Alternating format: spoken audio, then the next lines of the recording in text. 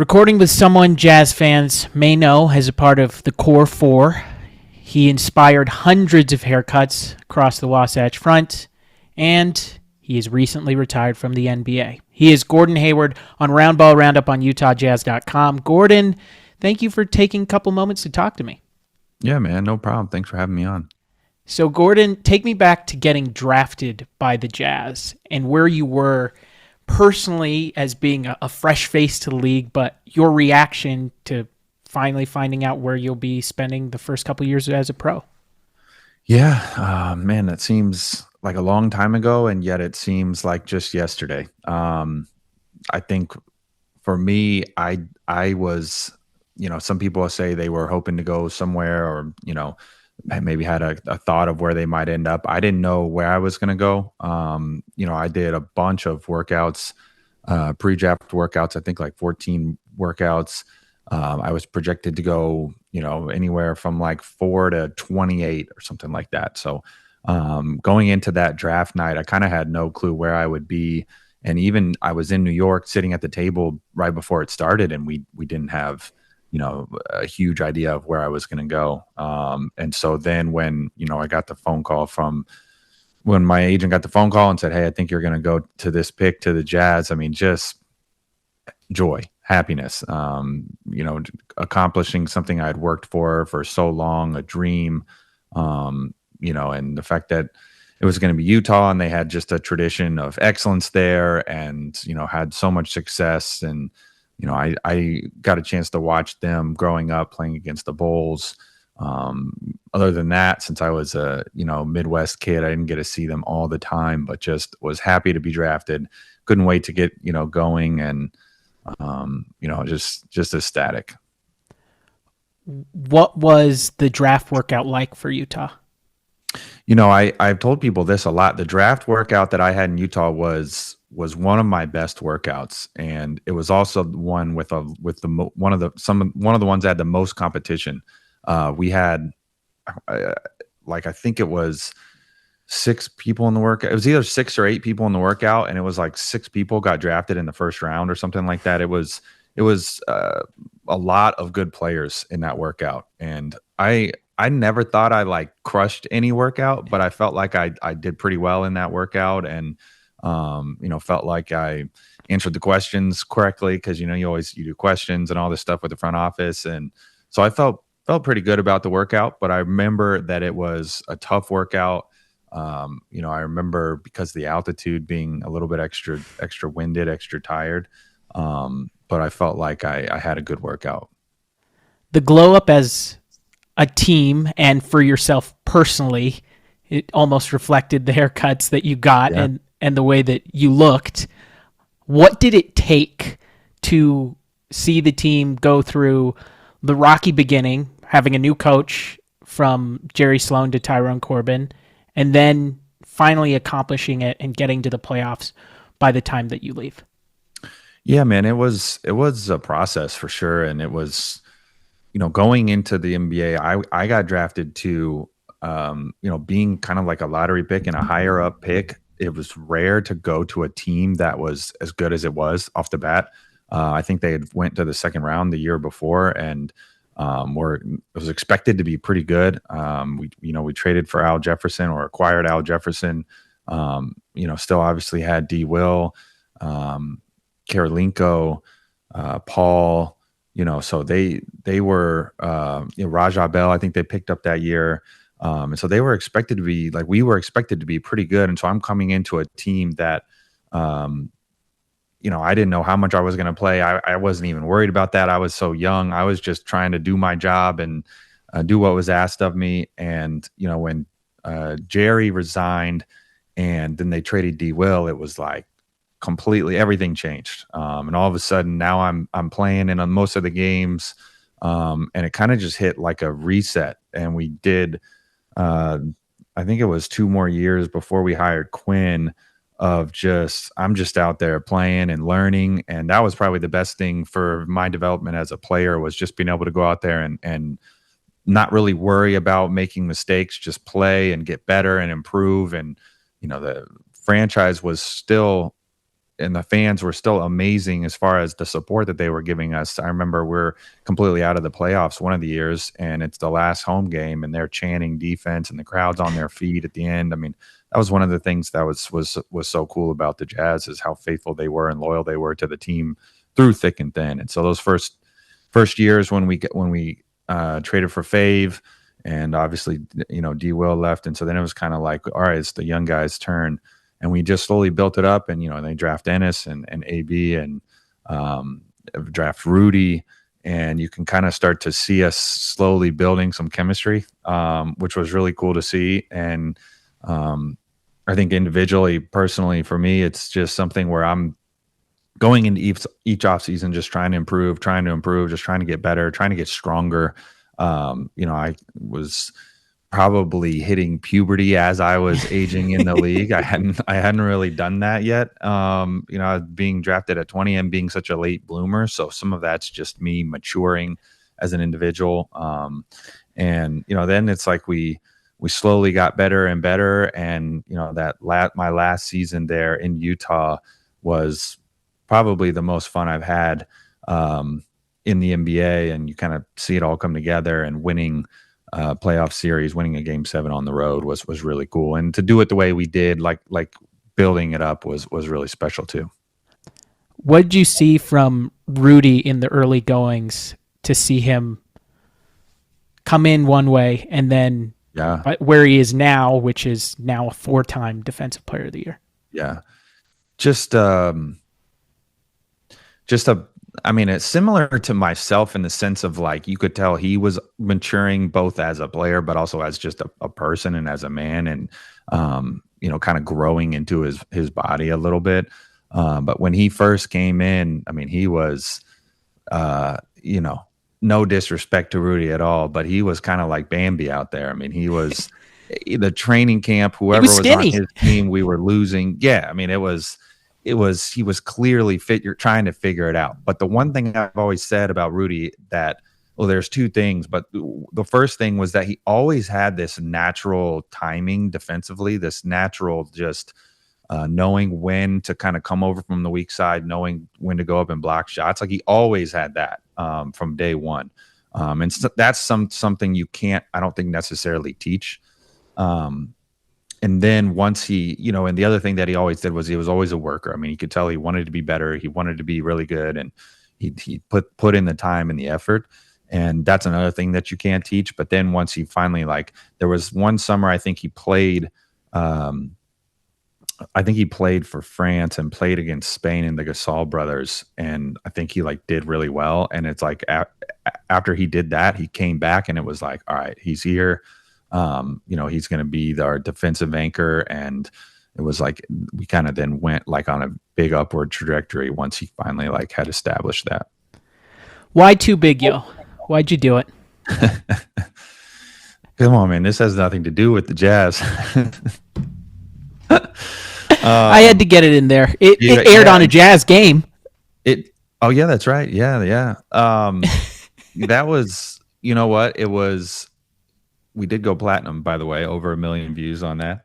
But that was like me just being, one of the boys. It was spring break going into my sophomore year at Butler.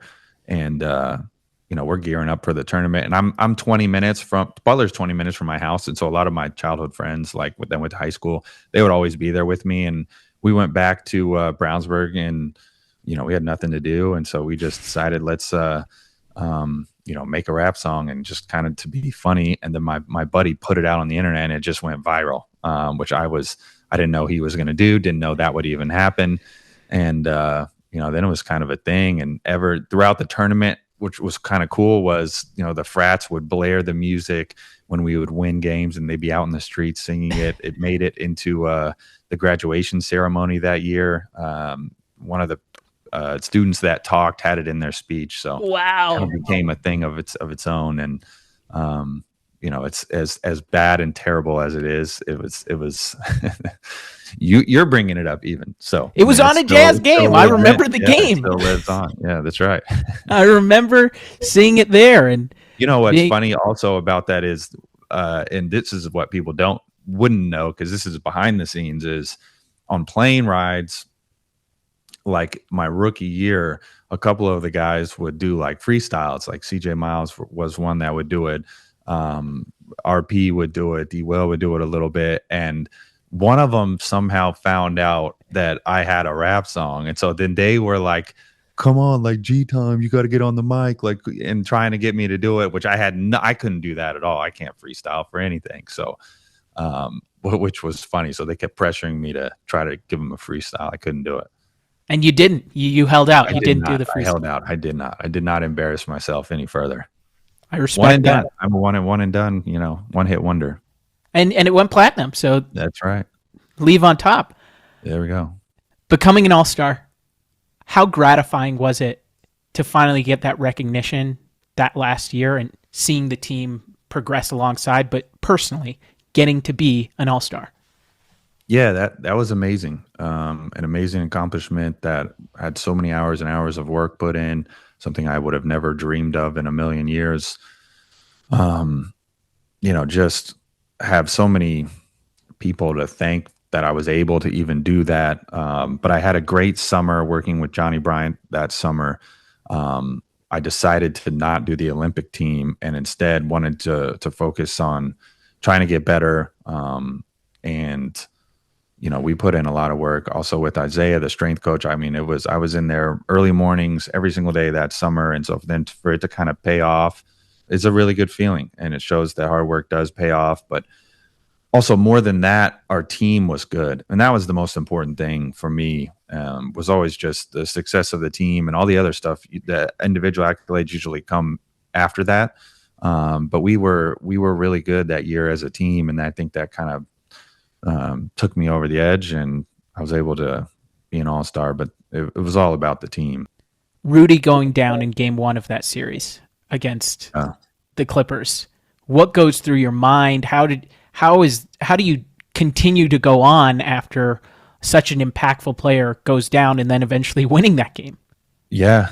No, it's in the moment, you're hoping for the best, and it's hard to say exactly because you don't know what is going on and what was hurt or all that. And, but then your mind, immediately just snaps back to the game and what's going on. And then afterwards you're trying to figure out, all right, is it going to be okay? And, you wanted to be out there as, so badly, just the way that Rudy is and wants to be out on the court. And, I think I remember, them saying like, it's not going to be like, he's not going to obviously be able to play the next game, but he should be able to progress and get back at some point in time. So I think we're trying to hold down the fort and do what we can until he can come back.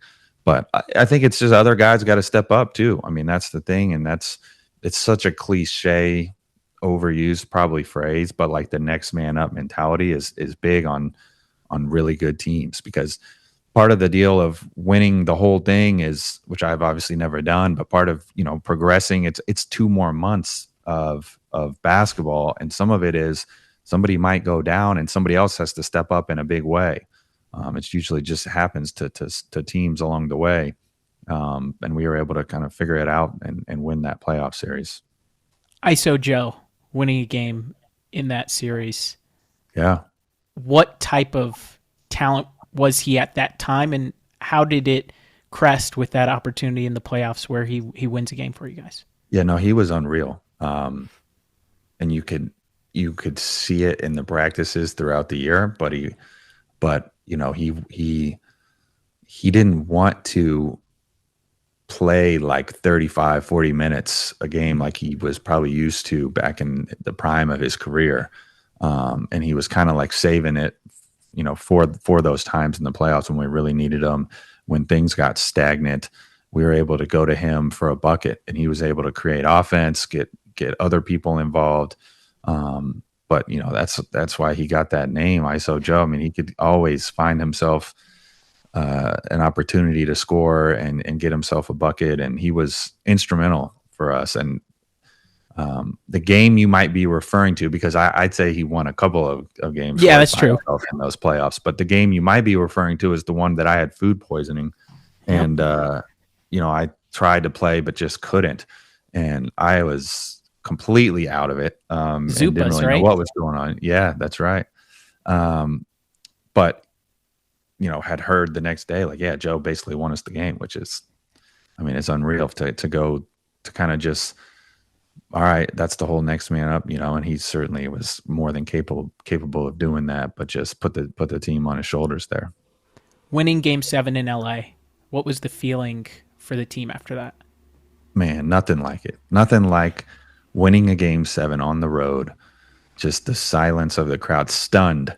I think stunned for sure that we were able to do it, because relatively no name players on the Jazz, younger players, obviously younger head coach, um, versus household names. I mean, it's LA too, so it's a huge market, but kind of like the end of Lob City. And, it's cool to for us to kind of be the team that kind of derailed them. And,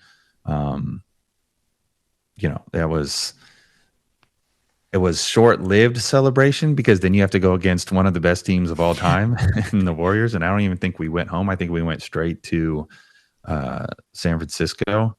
But certainly just the feeling in the locker room, and that was my first playoff, series win. And just excited. Just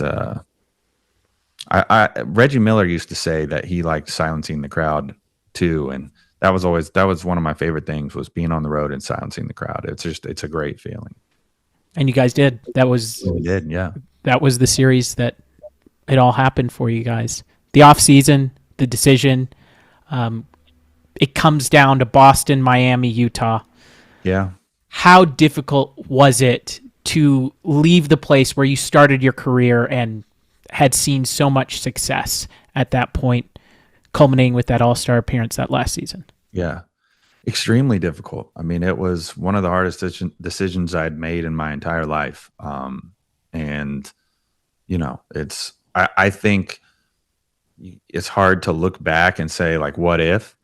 Ultimately, I think, and I've said this before, like, all three choices were really good choices. I think really good, well-run organizations. All three at the time, extremely well coached. It was really hard to make a decision, to choose, and I was torn up until the last minute that I made up my mind. And ultimately, it was something where I felt like Brad was one of the biggest reasons as to why I left. I mean, it's when you're recruited, Brad was the first coach to kind of tell me, like, he thought I had a chance to play in the NBA. And he recruited me, was actually the Butler's assistant coach when I was in high school, and recruited me, and then ended up being the head coach at Butler. And so I had a great relationship with Brad, and, felt like that was the best step for me and my family moving forward in my NBA career. And so that was the reason why, I left. But it was something that was, it ate me up, and I didn't know how I was going to make the decision, and what I wanted to do exactly. And, even thinking about it now, it's, I start to get the stomach feeling a little bit. But it was certainly had so many great years, and I built so many relationships in Utah, and still have good relationships with people that are there today, had friends. And, so it was certainly a really tough decision.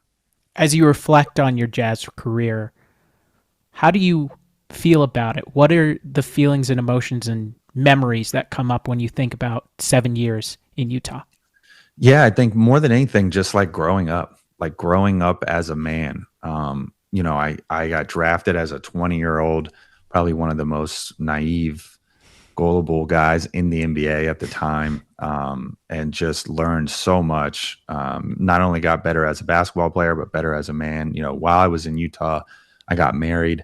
I had 2 kids, so just completely different person from when I first got drafted. And, the community really supported me. And, like I just said, we made really good relationships, not even with the Jazz, but also outside of the Jazz, just, people that are still there now that we still talk to. And, So that's kind of what, when I look back, I mean, obviously we had great moments, and the last year in the game 7, as we talked about, I think hitting the game winner against Cleveland at home is another memory that sticks out in my mind. But more than anything, like I said, just kind of just growing up and learning everything and having great people around me is the stuff that I remember about the Jazz. What did Danny say in the pitch? He's now with the Jazz, so He is. people know what he's about here at Yeah. least. But what did he say to get you to Boston? Yeah, Brad Stevens, he recruited you. He's the coach, but Danny's a pretty good pitch man too. He is. He is a good pitch man, and Danny is, what I like about Danny too, more than anything, is he's a family man. I mean, I think he has 6 kids, right? And Mm-hmm. he was also married young, had kids young, and pitched me on that just as much as the basketball piece. And so I felt accepted and felt like my family was really accepted in Boston. Not that they weren't in Utah, obviously, but that was a big part of the pitch, and a bunch of other things as well. But Danny is a great guy, and obviously was a really good player, and then coach, and I mean, he's done it all. And at the time, I remember I think one of his sons was like running for office or something. Tanner? Yeah, like in Yeah. Utah. Yeah. And we were joking about how I ruined his chances and all this stuff, and because everyone was obviously pretty upset with Boston and Danny at the time, and which was funny, and we would laugh about that. But I'm glad that he's still doing his thing, and now he's doing it back in Utah. Best Danny Ainge story. Best Danny Ainge story. The thing I remember about Danny Ainge that was different than any of the other GMs I had is that he would come in. He was around a lot, but he would come in and we were talking about a lot of things that had nothing to do with basketball. And I remember at the time I recently have just picked up golf. I'm terrible at golf. I'm trying to get better. But Danny's a big golfer, or at least was a big golfer. And he would come in and he would have his golf club, and he's swinging the golf club like as I'm getting treatment on the table, and he's telling me about golf and trying to get me into it. And some of that's the stuff that I really appreciated about him, because it's like he's not putting so much pressure on you for the game that you just played the night before. It's kind of just talking to you just like one of the guys, and would just kind of take your mind off of it and make it like stress free, which was something that was pretty cool. So, and there's enough pressure being an NBA player. There's obviously a lot of pressure being an NBA player. Yeah. Biggest thing you'll miss from the NBA now being a recent retiree? Man, I think that we'll have to do this podcast again in like a year, and I can tell you what I'll miss. It's hard to say right now, because right now it feels like just a normal off season. Right. I haven't done like basketball training, which is obviously different. But other than that, we're sitting here, it's August 15th, and I've still been working out as far as like strength and conditioning and all that stuff exactly the same as I would have, because I'm not trying to get out of shape. And so the only difference is like basketball, but I'm sure once the game started, it'll feel so much different. I think everyone always says you're going to miss the relationships, miss kind of being in the locker room and being part of a team. And so I'm sure I'm going to miss that, but we'll have to revisit that question, what exactly I miss. Okay. All right. Well, let's hope that you're able to get through it and enjoy life as a retiree. Maybe pick up more golf. You have time to golf now more. Yeah, I do. I've got a lot of time. But I'm already like into a lot of different things. And, one of the things I'm into, I'm into movies, and I know we were going to talk about this a little bit.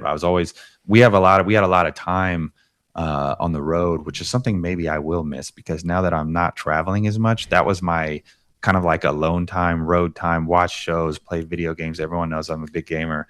When you're at the house, it's kind of harder to like sneak away by yourself and do those types of things. So still into movies a lot and wanting to be a storyteller. I have, kind of partnered with Simon Hacker, who's now a dear friend of mine. and we've created a production company, and we're launching a movie. It releases nationwide on September 27th, called Notice to Quit. Stars Michael Zegan, Casey Bella Suarez, and it's I think a really, really cool and good movie. I'm super proud of, and it's kind of about work-life balance, being a father, kind of figuring out what's important in life, which I think would actually resonate with a lot of people out in Utah. I know a lot of people in Utah have a lot of kids, so I think they should check out the movie on September 27th. But I'm looking forward to that release, but then also making movies after that, kind of telling stories. That's what something that really I want to do is tell stories, and different kinds of stories. A lot of, I think, athletes will do like sports movies and stuff, but I kind of want to do it all. I want to be able to make movies that are, my kids and I can go watch. I can watch with my wife. I can, go watch a big action movie with the boys, like all that stuff. So I'm excited about kind of this next chapter and where that's going to lead. Are you going to be watching dailies? Are you saying, take him out of the picture, I can't work with him? Like, how involved are you with this production company? It's called Whiskey Creek. That's right. But what is the level of involvement that you're going to have with this? So now that I'm retired, it'll be a lot more. We've actually had this for 3 or 4 years now. And, when I'm in the middle of the season, I obviously can't be on set, right, or anything like that. But my involvement prior to this would be like talking about movies, like scripts. Like Simon's written and has a bunch of scripts of his own, but we're also getting, people sending in different things. And so we talk about those and kind of, what my opinion on all that stuff would be. And while we were making the movie, he is sending me different clips, and you're going over the storyboard and all that stuff, and sending me different sound bites. And I'm actually going to have the opportunity to go to Skywalker Ranch, and we're going to do some last minute like mixing and editing of the sound for Notice to Quit. And so that'll be really fun. And so I expect for my involvement to be able to go up, since I have, more time. And this process, though, is also like full transparency. I didn't go to school to make movies. I've never done it before. So it's a huge like learning curve for me, but I'm very inquisitive and curious by nature. And so I'm excited about learning about it and kind of just jumping in and trying to figure it out. What is the Mount Rushmore of movies for you? Wow. Now that's tough question right there. Generally, I'll say I put the Dark Knight franchise as one of my favorite movies. I also will put The Prestige up there. I'm a Nolan guy. Nolan head. Nolan. I do. I would also put probably like Rush Hour up there. Rush Hour 2 up there. Wow. I watched that like on repeat as a kid or as like a young adult. And maybe like to go for another one would be like Ocean's 11. Is that 4 or 5? Is that 4? You gave 5, but that's okay. Okay. Well, there's an extra head. Put an extra head on Mount Rushmore. I appreciate it. And I'm sure that the studio help, you'll be able to help there because of the experience in the studio making Too Big Yo. Yeah. Maybe I can get like a feature soundtrack on there. Movies is just the beginning, Yeah. You've got a lot of life left to lead. He is Gordon Hayward, former Jazzman. Thank you so much for taking the time. Yeah, man. Thank you.